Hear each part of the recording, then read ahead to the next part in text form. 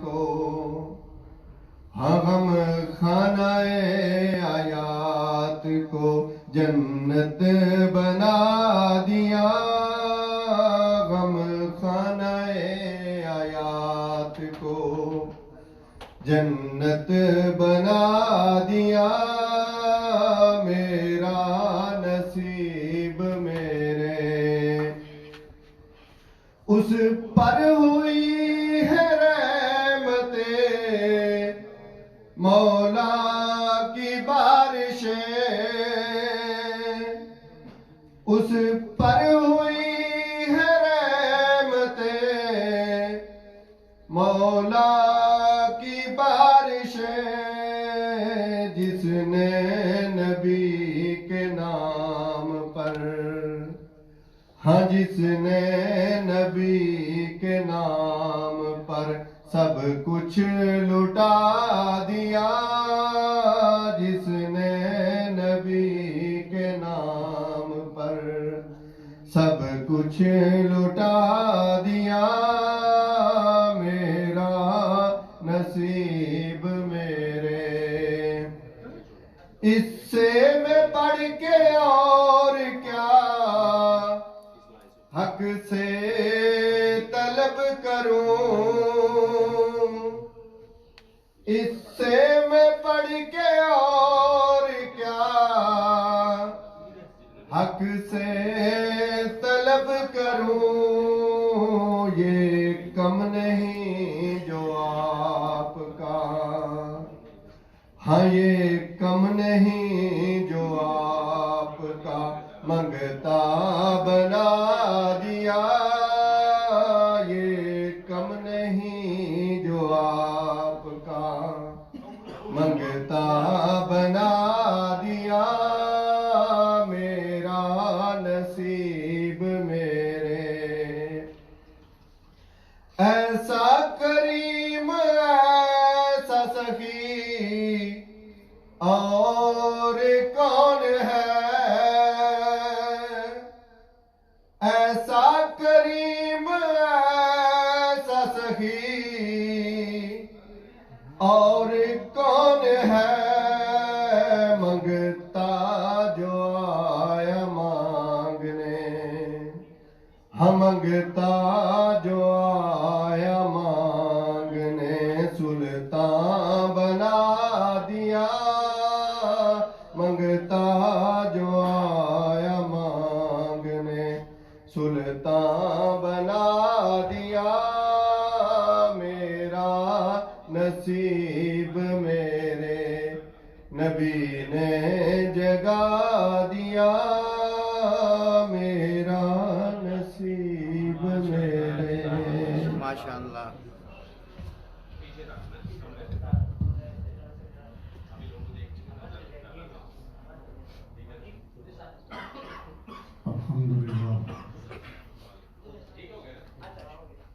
الحمدللہ رب العالمین والصلاة والسلام علی رسولہ الکریم اما بعد اعوذ باللہ من الشیطان الرجیم بسم اللہ الرحمن الرحیم فاذکرونی اذکرکم واشکروا لی ولا تکفرون صدق اللہ مولانا العظیم ان اللہ وملائکتہ یصلون علی النبی یا ایہا الذین آمنوا صلوا علیہ وسلموا تسلیما اللہم صلی علی سیدنا ومولانا محمد وعلی آلہ وصحبہ وبارک وسلم حمد و صلاۃ کے بعد قابل سب تکریم برادران اسلام اللہ رب العزت کی توفیق، اس کی عنایت مہربانی سے آج ہم عید الفطر کے اس اجتماع میں اللہ کے حضور سجدہ شکر ادا کرنے کے لیے جمع ہوئے ہیں۔ اللہ پاک نے رمضان جیسا خوبصورت مہینہ اور رمضان کے مہینے میں جتنی نعمتیں، فضل و کرم اور رحمتیں عطا فرمائیں، رمضان کے اختتام پر ان جملہ اللہ کی نعمتوں کے شکرانے کے طور پر عید الفطر کی خوشی کو اللہ نے رکھا ہے۔ قرآن مجید فرقان حمید نے اسی بابت ذکر کرتے ہوئے فرمایا فَاذْكُرُونِي اذکرکم، بس تم مجھے یاد کرو میں تمہیں یاد کروں گا۔ تم میرا ذکر کرو میں تمہارا ذکر اس سے بہتر طریقے سے کروں گا، اپنی شان کے لائق، اپنے مقام کے لائق، شان صمدیت کے مالک ہونے کے ناطے تم میرا ذکر تنہا کرو گے، میں اپنی خلوتوں میں تمہارا ذکر کروں گا۔ تم میرا ذکر جلوتوں میں کرو گے، تم میرا ذکر مجالس کے اندر کرو گے، میں تمہارا ذکر اس سے بہتر مجلس کے اندر کروں گا۔ تم لوگوں کی مجلس میں، لوگوں میں بیٹھ کر مجھے یاد کرو گے، میرا ذکر کرو گے، میں اس سے بہتر مجلس ملائکہ کی جمع کر کے، ملائکہ کو بٹھا کے فرشتوں کی بزم میں تمہارا ذکر کروں گا۔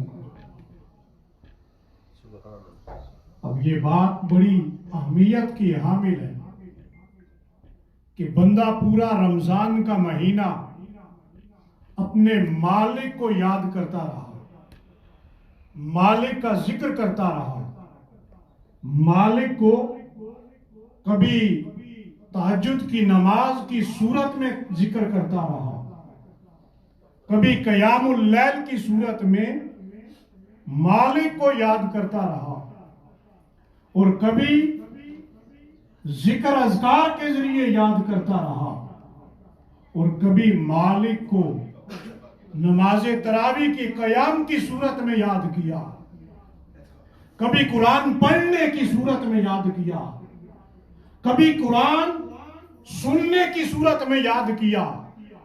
غرض جو مواقع میسر آتے رہے، جو گھڑیاں رب کی قربتوں کی اسے میسر آتی رہی، ان میں مالک کو یاد کرتا رہا۔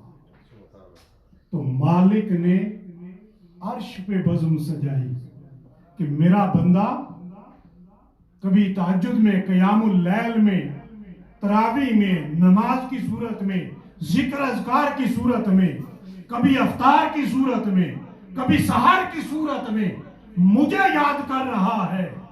ملائکہ کو بلایا اور بٹھایا، کہا سنو، وہ میرا نام جپ رہا ہے، وہ مجھے یاد کر رہا ہے، میں اس کا نام تمہاری مجلس میں لے کے اس کا ذکر کر رہا ہوں۔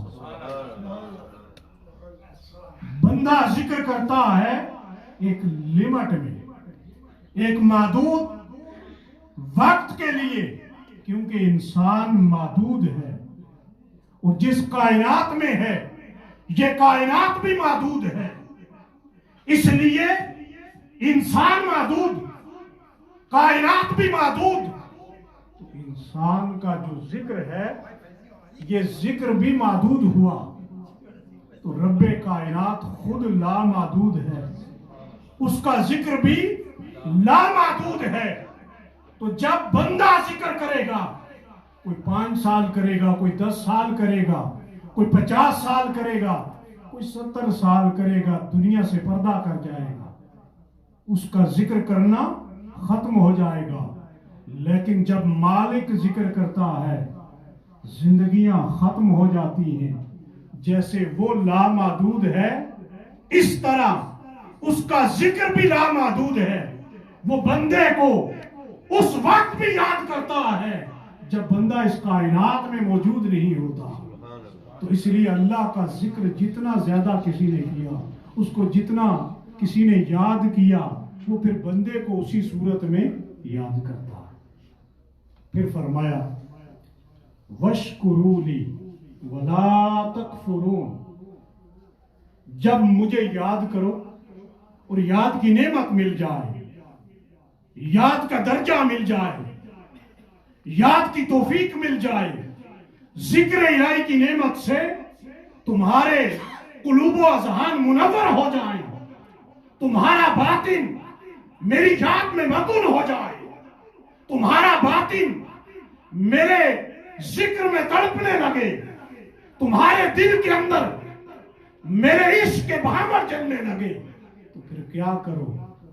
میرا شکر ادا کرو کہ میں نے تمہیں یہ ذکر کی نعمت عطا کی، شکر کی نعمت عطا کی۔ جب بہت سی نعمتیں ملتی ہیں، نعمت کوئی بھی ہو مالک کی، وہ کم نہیں ہوتی۔ مالک کی ہر نعمت بڑی ہے، ایک سے بڑھ کے دوسری نعمت فضیلت والی ہے، عظمت والی ہے۔ اس لیے جب مالک یاد کرتا ہے اور مالک کہتا ہے کہ میں نے ذکر کی نعمت دی، اب میرا شکر ادا کرو۔ اب رمضان جیسی نعمت ملی، رمضان کا مہینہ ملا، رمضان کے مہینے میں اللہ نے ذکر کی توفیق دی، قرآن کی تلاوت کی توفیق عطا کی۔ رب کائنات نے رمضان کے مہینے میں قرآن سننے، قرآن پڑھنے کی نعمت عطا کی، کئی افطار کی نعمتیں عطا کی، کئی نکاح کی نعمتیں عطا کی، کئی سال کی نعمتیں عطا کی۔ ہر نعمت یکجا کی جائے، ہر نعمت کو دیکھا جائے تو ایک سے بڑھ کر دوسری نعمت دکھائی دیتی ہے۔ ہر نعمت یہ چاہتی ہے کہ میرا ہی ذکر ہو، کیونکہ ہر نعمت کی فضیلت ایک سے بڑھ کر دوسری کی ہے۔ تو رب کائنات نے جب ساری نعمتیں عطا کی تو بندہ مومن نے ایک سے ایک نعمت بڑھ کر رمضان میں رزق بڑھا دیا جاتا ہے مومن کا، رمضان میں عمل کا اجر بڑھا دیا جاتا ہے، نوافل کو فرائض کا درجہ دے دیا، فرائض کو 70 گنا سے بڑھا کے 700 گنا تک اور لا تعداد اجر کا وعدہ کیا۔ تو یہ کس کی بدولت ہے؟ رمضان کی بدولت۔ تو رمضان خود سب سے بڑی نعمت بنا، سب سے بڑا اللہ کے ذکر کا ایک ذریعہ بنا، جس نے ساری نعمتوں کو یکجا کیا۔ رمضان نے لا کے سیر و افطار سے پورا دن قیام سیام کی نعمت سے جب انسان کو جوڑا، یہ نعمتیں یکجا ہوئیں، تو رب کائنات نے حکم دیا میری ساری نعمتوں اور ذکر پر اب کیا کرو؟ شکر ادا کرو۔ وَاشْكُرُوا لِي وَلَا تَكْفُرُونَ، میری نعمتوں کا ذکر کرتے ہوئے شکر ادا کرو، اور انکار کرنے والوں میں سے نہ ہو جانا، نہ شکر نہ ہونا، ان لوگوں سے نہ ہونا جو انکار کرنے والے، بلکہ ان میں اپنا شمار رکھے جسے ذکر کی نعمت ملے، رمضان کی نعمت ملے، سیام کی نعمت ملے، قیام کی نعمت ملے۔ یہ ساری نعمتیں جب آپ دیکھتے ہیں تو اللہ نے وعدہ کیا ہے اگر کوئی رمضان کا مہینہ پالے تو اللہ اس کی مغفرت فرما دیتا ہے. من قام رمضان ایمانا و احتسابا غفر له ما تقدم من ذنبه. رب کا وعدہ ہے محبوب کے ساتھ. تاجدار کائنات نے فرمایا کہ اللہ قیام رمضان کے صدقے اس کے پچھلے سارے گناہ مٹا دیتا. قیام رمضان کے صدقے من صام رمضان ایمانا و احتسابا غفر له ما تقدم من ذنبه. اگر روزے رکھ لے تو روزے رکھنے کی وجہ سے اس کے پچھلے سارے گناہ دھو دیتا ہے. اب کچھ ایسے بھی ہوتے ہیں جو روزے نہیں رکھ پاتے، کوئی بیماری کی وجہ سے، کوئی سفر کی وجہ سے، کوئی علالت کی وجہ سے، اور طویل عمر کی وجہ سے، عمر کے آخری حد کی وجہ سے، تو کیا اس کی مغفرت کا کوئی ذریعہ ہے؟ تو فرمایا من قام لیلۃ القدر ایمانا و احتسابا غفر له ما تقدم من ذنبه. رب کائنات کے محبوب نے وعدہ کیا کہ اگر وہ شب قدر میں قیام کر لے گا پھر بھی میں اس کے سارے گناہ مٹا دے گا. ایک رات میں اگر قیام کر لیا جائے، رمضان نے کتنی نعمتیں جوڑی، کتنے بہانے جوڑے. اور تاجدار کائنات نے فرمایا افطاری کے وقت بندہ مومن کو دو خوشیاں ملتی ہیں، ایک افطار کی، ایک لقاء اللہ کی، اللہ کی ملاقات کی. تو یہ نعمتیں ساری کہاں ہیں؟ رمضان میں. تو رمضان میں جب اتنی نعمتیں ملی، بخشش کی نعمتیں، رحمتوں کی نعمتیں، فضائل کی نعمتیں، برکات کی نعمتیں، انوار و تجلیات کے ظہور کی نعمتیں، ہر نعمت جب رمضان سے جڑتی گئی تو رمضان کے مہینے کے ساتھ اختتام پر اللہ نے عید الفطر کا دن رکھا. یہ دن بطور شکرانے کے رکھا. اللہ نے اہل ایمان کے لیے یہ دن شکرانے کے طور پہ رکھا. قرآن مجید نے اسی لیے سورہ ابراہیم کے اندر اس بات کا ذکر کیا، لَإِن شَكَرْتُمْ لَأَزِيدَنَّكُمْ وَلَإِن كَفَرْتُمْ إِنَّ عَذَابِي لَشَدِيدٌ. اگر تم میرا شکر ادا کرنے والوں میں ہو جاؤ گے، میرا شکر ادا کرو گے تو میں تمہاری نعمتوں کو بڑھا دوں گا.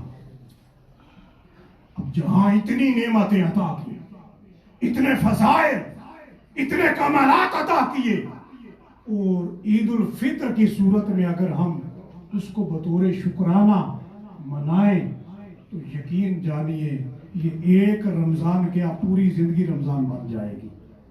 رمضان کی طرح کہ شیطان قید کر دیا جاتا ہے، جنت کے دروازے کھول دیے جاتے ہیں، جہنم کے دروازے بند کر دیے جاتے ہیں، رحمت کے دروازے کھول دیے جاتے ہیں، آسمانی کائنات کے دروازے کھول دیے جاتے ہیں. یہ کس لیے؟ بندہ مومن کے لیے. اور بندہ مومن ان ایام میں اللہ کے ساتھ جڑ جاتا ہے، تعلق کو زندہ کرتا ہے. جب تعلق کو بحال کرتا ہے تو اللہ اس کو یہ ساری نعمتیں عطا کرتا ہے. اور جب بندہ ان ساری نعمتوں پر شکر بجا لاتا ہے، شکر ادا کرتا ہے، تو اللہ کا وعدہ ہے میں یہ ساری نعمتیں صرف رمضان تک نہیں رکھوں گا.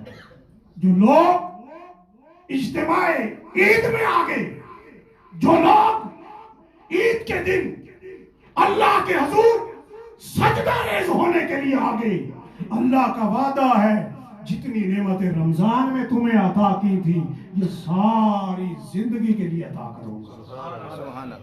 کبھی نعمتیں کم نہیں ہوں گی، نعمتوں میں کمی واقع نہیں ہوگی، کیونکہ اس نے شکرانے کے لیے سر خم کر لیا ہے. جب سر تسلیم خم کر لیا جائے تو مالک اپنے وعدے کی وفا کرتا ہے. اور پھر اسی لیے تاجدار کائنات صلی اللہ تعالیٰ علیہ وآلہ وسلم نے ارشاد فرمایا، عن ابی ہریرہ رضی اللہ تعالیٰ عنہ قال قال النبی صلی اللہ علیہ وآلہ وسلم الطاعم الشاکر بمنزلۃ الصائم جو شخص شکر ادا کرنے والا ہے، یہ ساری شکر کی کیفیت ہے، شکر ادا کرنے والا ہے، فرمایا وہ شخص الصائمی صابر، صبر کرنے والا جو روزہ دار ہے۔ اب صبر کرنے والے روزہ دار کی ڈیفینیشن کیا ہے؟ جتنے احکام روزے کے بیان ہوئے، ہاتھ کا بھی روزہ، آنکھ کا بھی روزہ، کانوں کا بھی روزہ، پاؤں کا بھی روزہ، زبان کا بھی روزہ، پورے جسم کا روزہ رکھا۔ کوئی اونچا بولے، گالی گلوچ نہیں کرے گا، لڑائی نہیں کرے گا، جھگڑا نہیں کرے گا۔ اگر کوئی اس کے ساتھ باواز بلند بات کر لے، لڑائی کرے، جھگڑا کرے، وہ اتنا کہہ دیتا ہے میں روزے سے ہوں۔ جب وہ اس پہ صبر کرنے والا بن جاتا ہے تو رب کہتا ہے میں اس روزہ دار کی طرح جو ہر بات پہ صبر کرتا ہے، گناہ کے قریب نہیں جاتا، برائی کی طرف نگاہ نہیں اٹھاتا، کسی معصیت کی طرف، سیئات کی طرف نگاہ اٹھا کے نہیں دیکھتا، اس لیے کہ میں روزے سے ہوں۔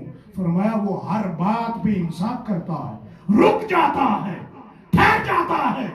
جب رکتا ہے تو اللہ کہتا ہے یہ روزہ دار جو ہے صائم صابر ہے، یہ صبر کرنے والا روزہ دار ہے۔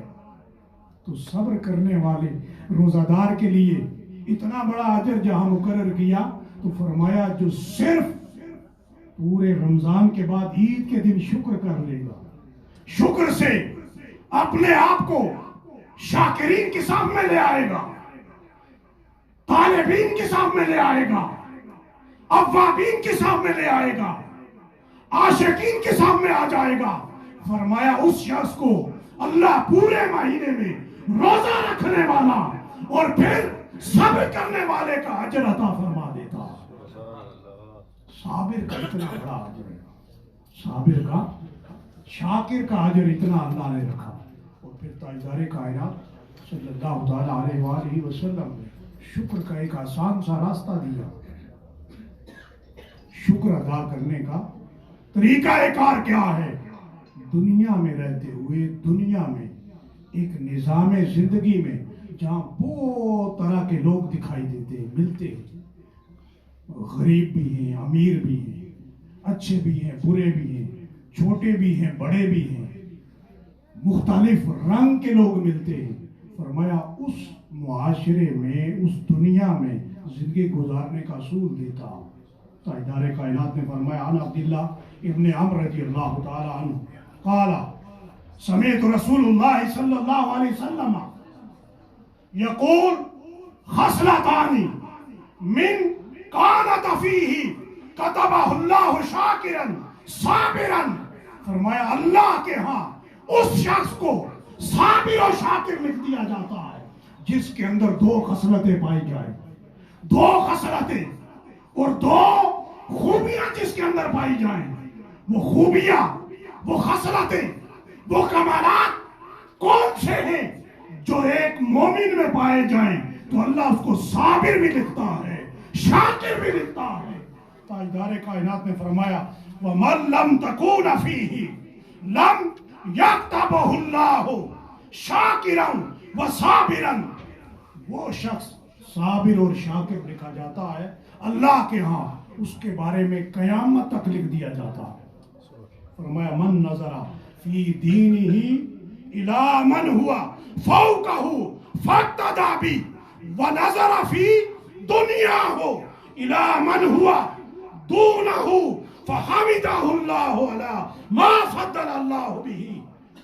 اللہ اس شخص کو جو دنیا میں جب دیکھتا ہے اپنے سے نیچے والے کو اور اوپر والے کو، دین داری میں، دین کے معاملے میں اپنے سے اوپر والے کو دیکھتا ہے، اور دین میں جب اپنے سے اوپر والے کو دیکھتا ہے اور دنیا میں جب نگاہ کرتا ہے، دنیا کے مال و متاع پہ نگاہ کرتا ہے، دنیا کے جاہو منصب پہ نگاہ کرتا ہے، فرمایا پھر نیچے والے کو دیکھتا ہے، فرمایا اللہ اس کو دو خصلتیں عطا کرتا ہے، دو خوبیاں عطا کرتا ہے، دو کمالات عطا کرتا ہے۔ وہ کون سے کمالات؟ فرمایا اللہ کے ہاں وہ ہمیشہ ہمیشہ کے لیے صابر بھی لکھ دیا جاتا ہے، شاکر بھی لکھ دیا جاتا ہے۔ کتنی بڑی آسان سی نعمت عطا کر دی، دنیا میں زندگی گزارنے کا ایک سلیقہ دے دیا، ایک دستور دے دیا، ایک طریقہ کار دے دیا، اور فرمایا وہ شخص اللہ کے ہاں نہ صابر لکھا جاتا ہے نہ شاکر لکھا جاتا ہے۔ کون سا؟ فرمایا جو دنیا میں دین کے معاملے میں نیچے والے کو دیکھے اور دنیا کے معاملے میں اوپر والے کو دیکھے، فرمایا اللہ کے ہاں وہ نہ صابر لکھا جاتا ہے نہ شاکر لکھا جاتا ہے۔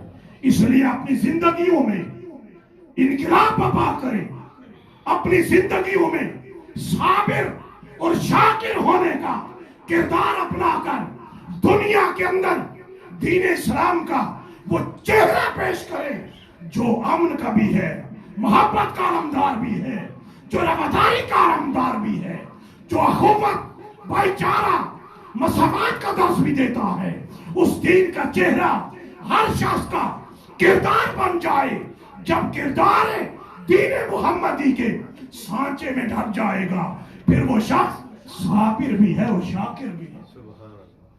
اس لیے دنیا کے اندر زندگی میں بڑے بڑے معاملات آتے ہیں، کبھی خاندان کے معاملات میں الجھے گا بندہ، دنیا کے اندر کبھی بندہ علاقائی معاملات میں الجھ جاتا ہے، دنیا کے اندر کبھی بندہ ملکی معاملات میں، ریاستی معاملات میں الجھ جاتا ہے، کبھی رنگ و نسل کے معاملات میں، کبھی صوبائی نظام کے اندر۔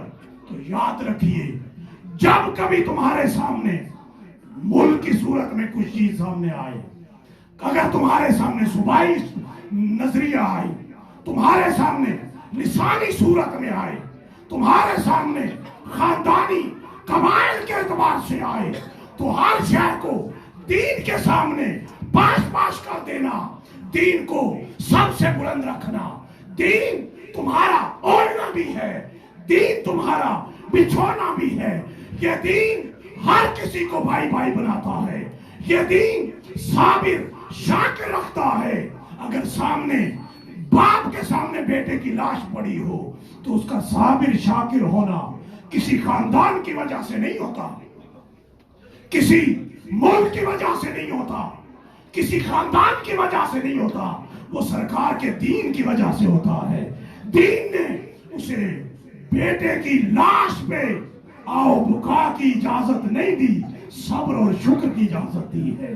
اس لیے دنیا کے اندر اصول رکھے، کوئی نعمت مل جائے تب بھی شکر ادا کریں، نعمت چھن جائے تب بھی اللہ کا شکر ادا کریں، اور جب صابر اور شاکر بن جائیں گے یقین رکھیے دنیا میں بھی سر بلند رہیں گے، آخرت میں بھی سر بلند ہوں گے۔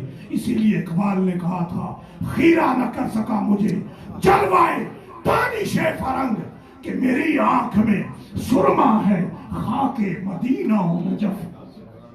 اقبال جرمنی کی سرزمین سے، یورپ کی سرزمین سے پلٹ کر جب گیا تو اقبال نے کہا میں نے سب کچھ دیکھا، میں نے وہاں لوگوں کے للاتے حسن کو بھی دیکھا، میں نے ان کے خیالات کو بھی دیکھا، آزادی کو بھی دیکھا، لیکن کوئی شے اقبال کے ایمان پر کاری ضرب نہیں لگا سکی۔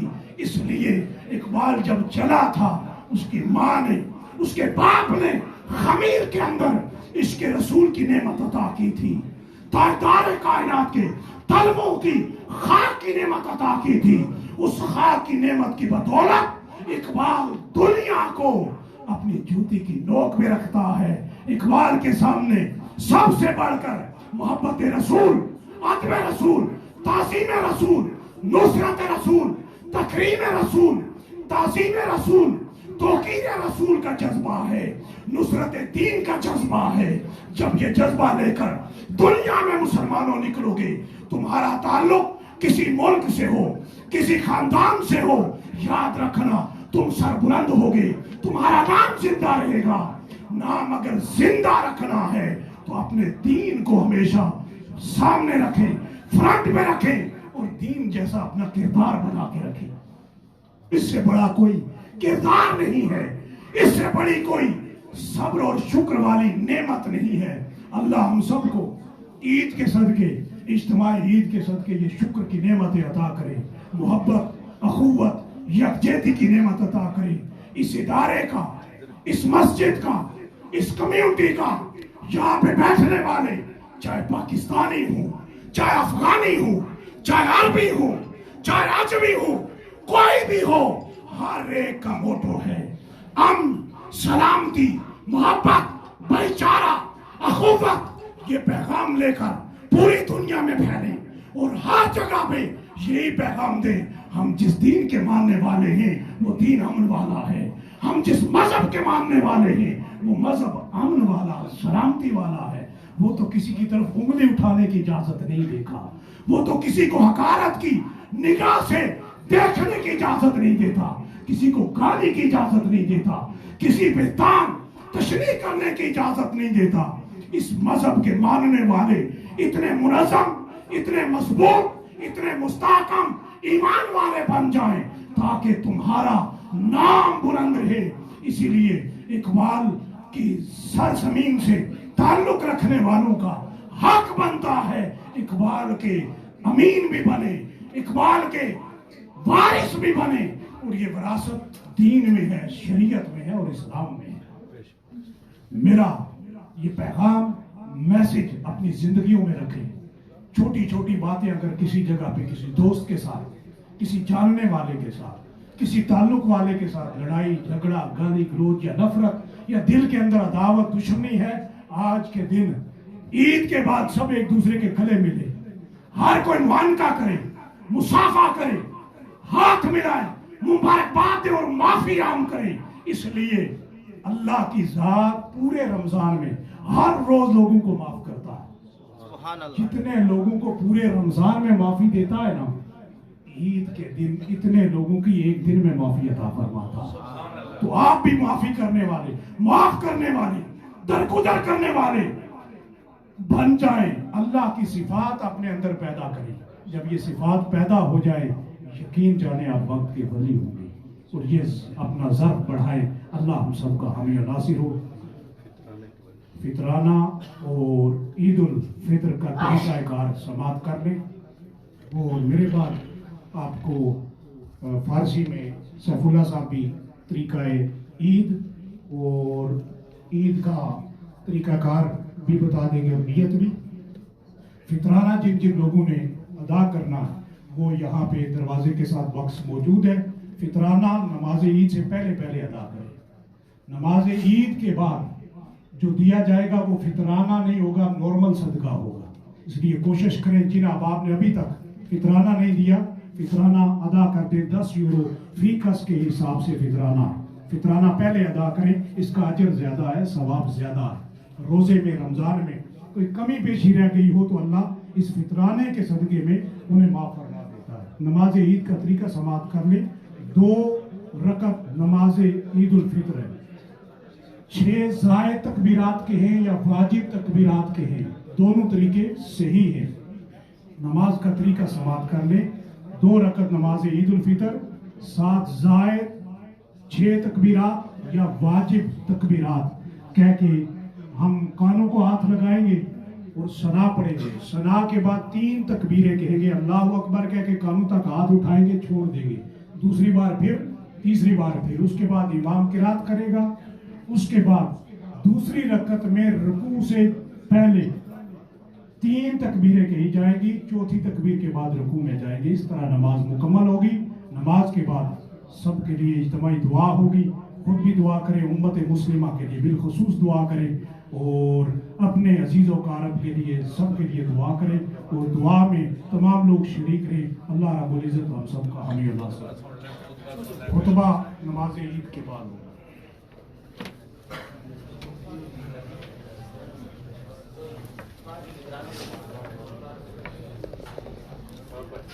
برادران عزیز السلام علیکم و رحمت الله و برکاته.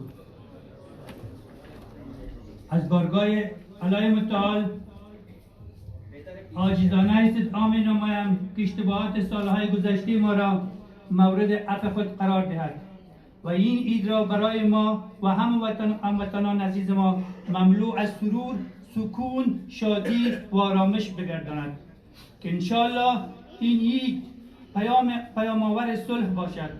من بعد خون ایچ افغان و ایچ مسلمان از طریق زمین و از طریق هوا به زمین نریزد. بمب راکت چی از طریق هوا چی از طریق زمین انفجار نکند و هیچ خانم بیوه نشود و هیچ مرد به سوک فرزندش نشیند و هیچ طفل یتیم نشود. پس دعا میکنیم که پروردگارا در این ماه مبارک رمضان که ما روزه گرفتیم، نماز خواندیم، ختم تراویح کردیم، گناهای صغیره و کبیره خود و پنهان ما را به بزرگواریت ببخش. امروز هر دعایی که میکنیم به برکت خداییش قبول میشه. تلخی جان کندن، سوال منکر نکی، پل صلات ترازوی میزان سر ما آسان بگردان. از شر شیطان، از تهمت ناق، از قهر پدر و مادر، از ظلم ظالم، از شر آدمای شلیته و منافق، از تهمت ناق خدایا از دیوار شکسته در پناه خود نگه میبر ما دار. آخرت و عاقبت ما را به خیر بگردان. ما را در راه راست هدایت بکن. هیچ فرزند را از سایه پدر و مادرش محروم نساز. اولادهای ما را مطیع و فرمانبردار و سالم و صالح بگردان. دشمنان ما و مملکت ما را چی داخلی چی خارجی به هر رنگ و لباسی که هستند سرنگون و نابود بگردان. مسلمانان را سرفراز بساز. مردگان ما را مغفرت کن و زندگان ما را هدایت بفرما. آمین یا رب العالمین. نماز عید آذان نقطه‌نما ندارد. نماز عیدین 2 رکعت است با 6 تکبیر واجب است. در نماز عید از یک راه میاییم از راه دیگر میرویم و در روز عید غسل کردن، مسواک زدن، پوشیدن لباس نو، چون پیش رب العزت استاد میشین بهترین عطر، بهترین لباس، بهترین مسواک استعمال کنیم. نماز عید 2 رکعت و 6 تکبیر است. اول نماز نیت میکنیم که نیت کردم بخونم 2 رکعت نماز عید با جمله تکبیراتش ابتدا کردم و امام حاضر رو آوردم به قبله من به جهت خانه کعبه شریف. اول سبحانک اللهم میخوانیم، بعد از اون منتظر میباشین امام صاحب تکبیر میگه، تکبیر اول، دوم، سوم.